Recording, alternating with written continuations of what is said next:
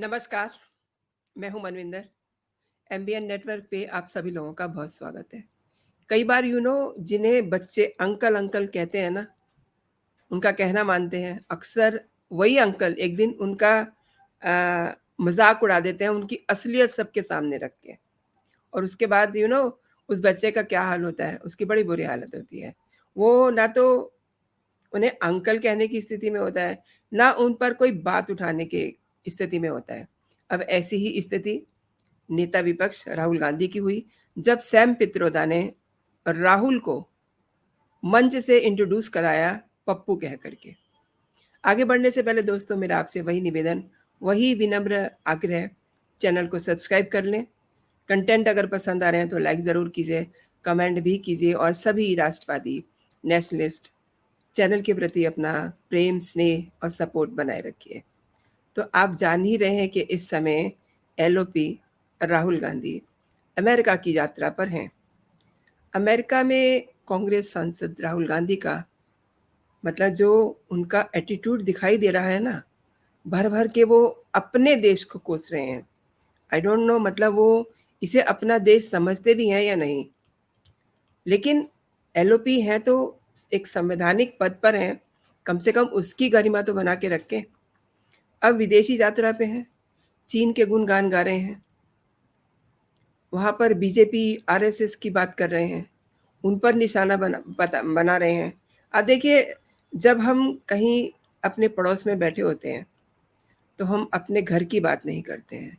घर में बहुत सारी बातें होती हैं, कई परिवार के लोगों से मतभेद होते हैं, लेकिन हम वो सब बातें बाहर अपने पड़ोस में जाकर के शेयर नहीं करते। लेकिन that's what mister Rahul Gandhi is doing there.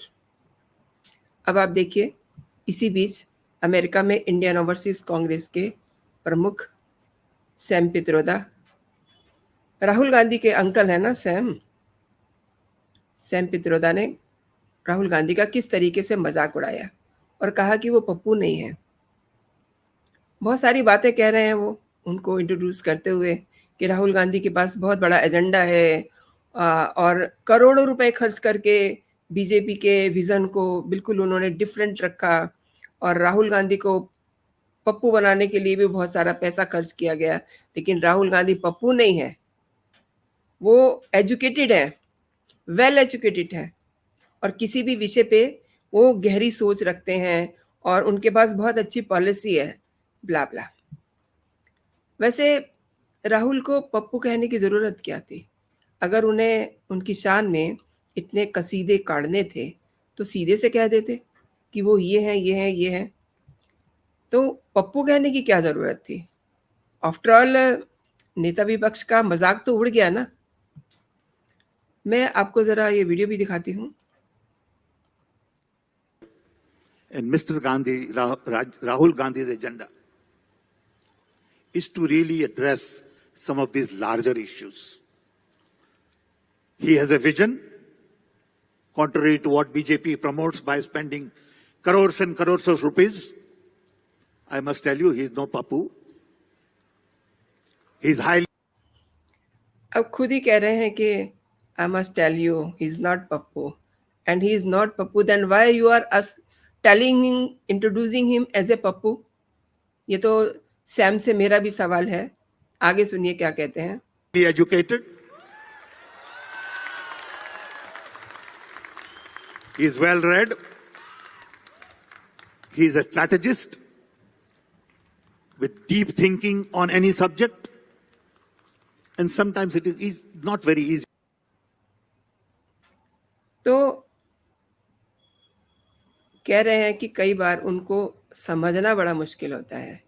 सही कह रहे हैं बिल्कुल, उनको समझना बहुत मुश्किल होता है। जब वो सदन में चक्रव्यूह की कहानी सुना रहे होते हैं और उनको नहीं पता होता कि वहाँ कितने कैरेक्टर हैं। वाक़ई में उनको समझना बहुत मुश्किल होता है। अब देख लीजिए, कह रहे हैं कि बहुत पढ़े लिखे हैं, किसी भी विषय पे गहरी सोच रखते हैं, रणनीतिकार हैं और कभी-कभी उन्हें समझना मुश्किल होता है। समझ तो तब पाए ना जब वो समझदारी की बात कहें। और वो ये भी कह रहे हैं कि उनका एजेंडा विविधता का जश्न मनाना है। भाई कैसी विविधता का जश्न मनाना चाह रहे हैं वो? अपने देश की बुराई विदेशी धरती पे कर रहे हैं। ये कौन-सा एजेंडा लेके चल रहे हैं वो? पहले तो इसको बताएँ। अपने देश की बुराई कर रहे हैं। अपने शास्त्रों की कहानियाँ सुना रहे हैं, लेकिन बुराई कर रहे हैं। अब अगर वहाँ कोई समझदार व्यक्ति होता तो उनके जो कहानियाँ सुना रहे हैं, उसको वो उठ कर के उस पे सवाल करता। लेकिन ऐसा कोई वहाँ था ही नहीं। होंगे भी तो बोल नहीं पाए होंगे। राहुल गांधी का कह रहे हैं कि अलग एजेंडा है, जो उस चीज़ पे फ़ोकस्ड है, जिसे हम लंबे समय से संबोधित करने की कोशिश कर रहे हैं, लेकिन वो ठीक से संबोधित कर नहीं पाए। भई अगर वो संबोधित नहीं कर पाए, देन उनको आप क्यों मंच दे रहे हैं? बात ये है ना, अब मज़ाक उड़ रहा है। और मैं एक चीज़ आपको क्लियर करना चाहती हूँ कि उनकी जो गलतियाँ होती हैं ना, आई मीन जो वो चक्रव्यूह की बात देखिए, चक्रव्यूह की कहानी सुनाई उन्होंने और उस चक्रव्यूह में वो खुद फँस गए। अब उन्होंने विदेशी धरती पर एकलव्य की कहानी सुनाई। अब वहाँ बैठे-बैठे देखिए, वहाँ गए हुए और उन्हें सुल्तानपुर की याद आ गई और वो उस मोची की याद आ गई। My God! ज़रा इन्हें भी सुन लेते हैं। और ये याद क्यों कर रहे थे? इसमें भी ये अपने देश की बुराई कर रहे थे बैठ के।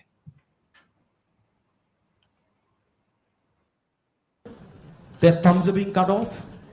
They're not being allowed to operate. They're not being allowed to thrive. And it's happening across the board. So, respect for skills, supporting skills financially through technology. That's how you'll unleash India's power. You're not going to unleash India's power by empowering 1%, 2% of India. And, it's not interesting for me. So, I'm very passionate about this. I'll give कह रहे हैं कि मैं बहुत passionate हूँ, इसीलिए बहुत सारे कैमरे लेकर के धान के खेत में उतरते हैं। किसानों के लिए बहुत पैशन है इनके मन में, इसीलिए उनको सो कॉल्ड किसानों को पार्लियामेंट में बुलाते हैं, उनके साथ फ़ोटोशूट करते हैं, ये इनका पैशन है। आगे सुनते हैं।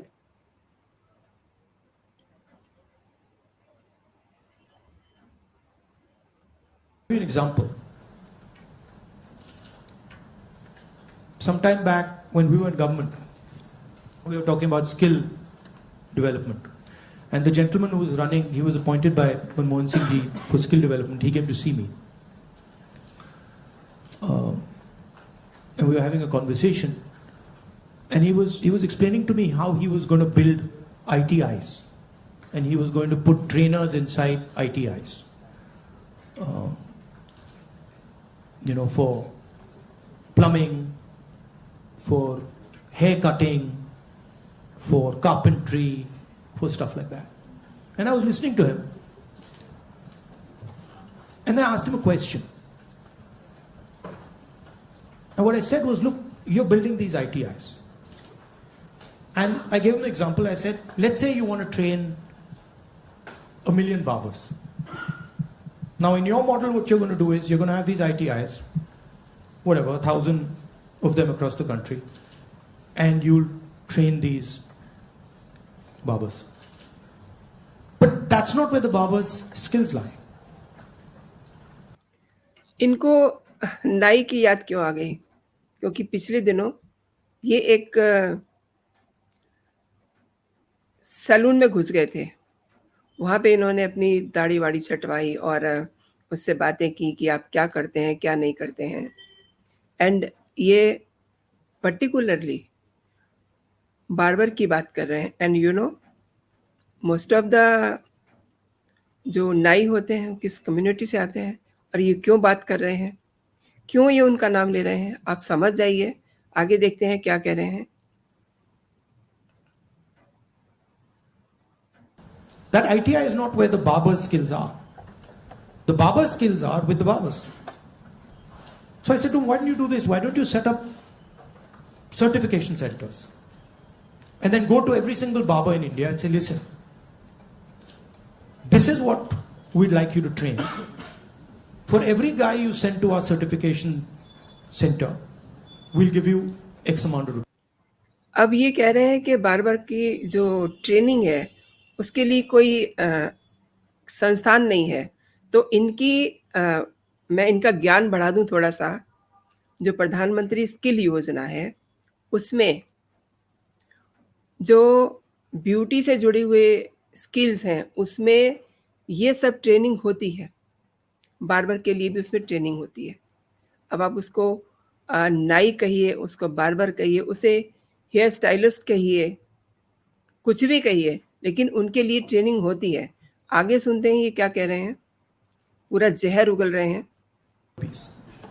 So let's say you have whatever 1 million barbers in India. And you go to 1 million barbers and you say, listen, you guys have the skills. We want to train barbers. And now start training barbers. And for every guy you train, send him to the certification center. And the moment we find that he's certified and he has been sent by you, we pay you. How long will it take you to 1 million barbers? 2 months? 3 months? Right? He just looked at me as if I was crazy. Right? Because for him, the skill isn't there. The skill isn't the ITI. But actually the skill is with the barbers, with the plumbers, with the carpenters. Those guys have the skill. That's the skill network. So why are you not using it to train? Just recently I was driving past Sultanpur and I walked up to this shoemaker. It was amazing because the guy says to me, I said, what's your biggest problem? He says, I've been working here for 40 years and nobody has ever respected me. So he says to me, the only man who has ever respected me is my father. Right? So I was thinking about this. And then he says to me, there was this scheme. And they said that, they've got this scheme for shoemakers. It was in Lucknow somewhere. So he says, so I, went to Lucknow. And I said, so what did they do? They said they're going to teach me how to make shoes. He says, but I've been making shoes for 40 years. And I could teach those people how to make shoes. जो इनका interview ले रहे हैं, आप उनका gesture देखिए। वो इनकी बातें सुन करके हैरान हो रहे हैं कि हमने बात क्या पूछी और ये बात क्या कर रहे हैं। इनफैक्ट इस बात पे भी वो हैरान होंगे कि ये अपने देश को, अपनी कंट्री को किस तरीके से प्रेजेंट कर रहे हैं। थोड़ी सी बात और सुन लेते हैं इनकी। Right? So it's a fundamental disconnect with where the skills are. There's no shortage of skills in India.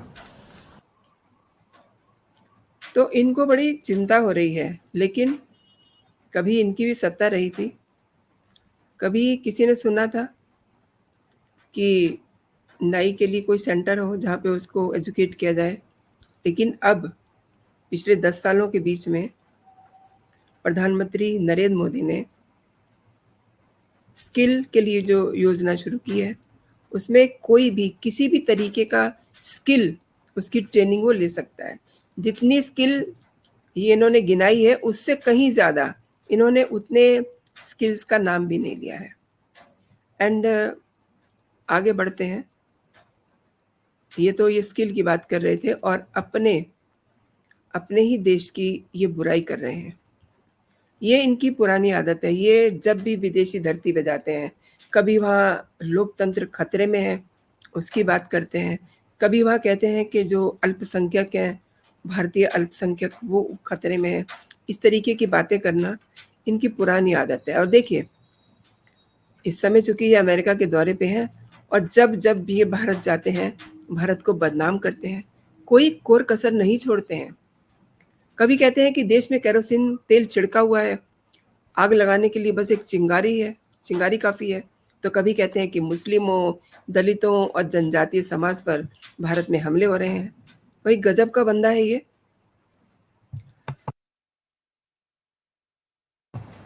Bharat को बदनाम करने की इनकी पुरानी आदत है। अब देखिए, जिस तरीके से इन्होंने ऑस्टिन में यूनिवर्सिटी ऑफ टेक्सास में स्टूडेंट के साथ डायलॉग करते हुए इन्होंने जो कुछ भी कहा, एकदम इन्होंने भारत की तस्वीर जो है इस तरीके की रखी जो है नहीं। जो एक अच्छी तस्वीर इनको रखनी चाहिए थी, जो ये रख सकते थे, लेकिन उन्होंने नहीं रखी। इन्होंने उनके मन में हिंदू धर्म के प्रति घृणा भरी।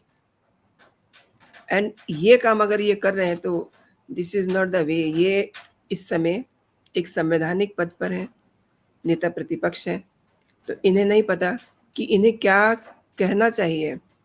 अच्छा, जब भी ये कोई बात करते हैं ना तो उस पे एक कहानी बन जाती है, चाहे वो बात इनकी ये एकलव्य की हो, चाहे इनकी बात चक्रव्यूह की हो, और उसके बाद ये उस कहानी में इतना रायता फैला देते हैं कि उसे समेटा नहीं जाता।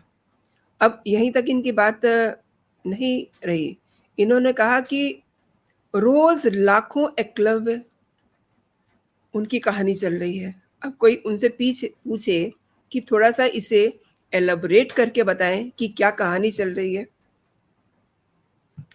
और देखिए, विदेशी धरती पे जाकर के ये आरएसएस और बीजेपी उस पर भी बातें कर रहे हैं। इन्होंने क्या कहा?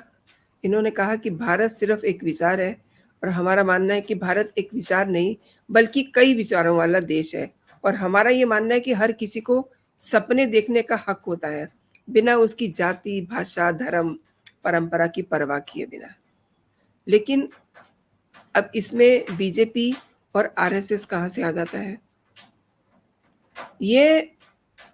ये वहाँ सिर्फ और सिर्फ जहर उगलने गए हैं, और वहाँ जो इनके लिए जॉर्ज सोरोस ने एक टूल किट मैनेज की हुई है, उसको ये अपने साथ लेके आएंगे।